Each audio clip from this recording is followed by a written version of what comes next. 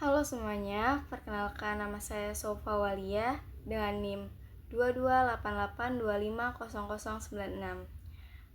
Pada video kali ini saya akan mereview bab 1 buku Pengantar Ilmu Sejarah milik Kunto Wijoyo. Oke, pembahasan pertama yaitu ada istilah yang memakai kata sejarah. Sejarah dibagi menjadi dua, yang pertama itu ada sejarah objektif dan yang kedua itu ada sejarah subjektif. Nah, kata sejarah dalam sejarah nasional itu lebih merujuk kepada sejarah secara subjektif. Akan sering dijumpai kata-kata objektif atau subjektif dengan arti yang berbeda-beda. Adapun ilmu sejarah atau sejarah yang ditulis tanpa menggunakan kata ilmu dan menggunakan huruf S kecil sudah sering didengar dan disalahpahamkan. Contohnya adalah ilmu yang diajarkan di dalam jurusan sejarah. Demikian juga dengan kata sejarah yang sering digunakan dalam berbagai profesi. Contohnya guru sejarah, pegawai sejarah, penulis sejarah, dan masih banyak yang lainnya. Selanjutnya ada pengertian sejarah secara negatif. Yang pertama, sejarah itu bukan mitos. Artinya, sejarah itu mempelajari peristiwa-peristiwa yang benar-benar sudah terjadi. Yang kedua yaitu sejarah bukan sastra. Artinya sejarah itu bukan berasal dari sebuah hayalan. Yang seterusnya, sejarah bukan filsafat.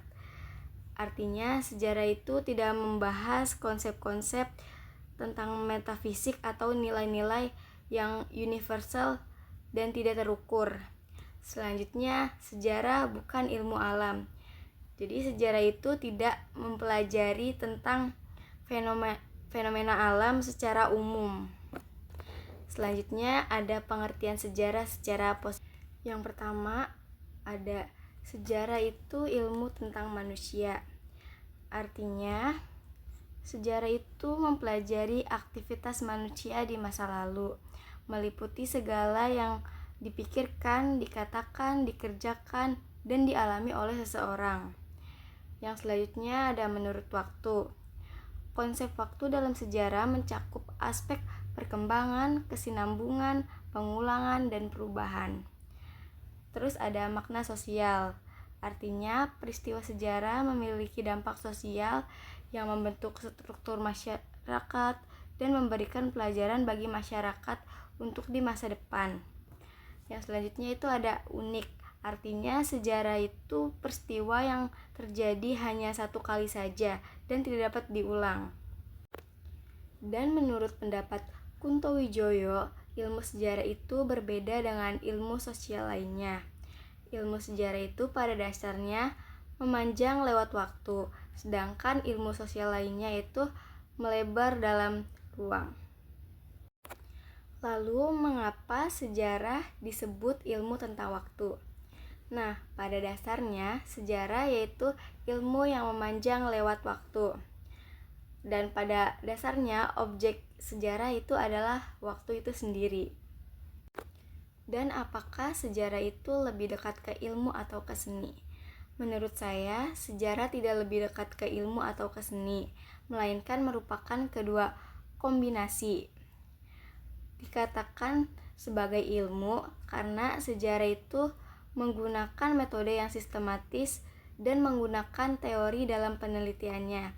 Dikatakan sebagai seni karena sejarah itu melibatkan gaya bahasa, intonasi untuk menarik para pembaca.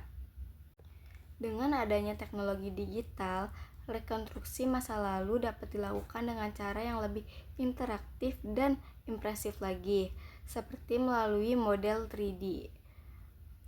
Hal ini memperkuat gagasan Kunto Wijoyo bahwa sejarah harus dikontekstualisasikan untuk memberikan makna dan pelajaran bagi kehidupan di masa kini dan di masa depan. Contoh peristiwa sejarah yang masuk ke dalam ciri-ciri pengertian Kunto Wijoyo yaitu Proklamasi Kemerdekaan Indonesia. Di dalam peristiwa tersebut terdapat bukti seperti naskah proklamasi, melibatkan tokoh seperti Soekarno dan Hatta, dan menggunakan teori nasionalisme. Menggunakan metode penelitian sejarah dan merupakan peristiwa unik karena menjadi titik balik dari bangsa Indonesia tersebut. Jadi kesimpulannya, menurut Kunto Wijoyo, sejarah adalah ilmu yang empiris, memiliki teori, metode, bersifat diakronis, ideografis, unik, dan dapat ditarik generalisasinya. Oleh karena itu, mari kita hargai sejarah, karena dengan sejarah kita bisa membuat masa depan yang lebih baik lagi. Mungkin cukup sekian yang bisa saya sampaikan, kurang lebihnya mohon maaf. Terima kasih.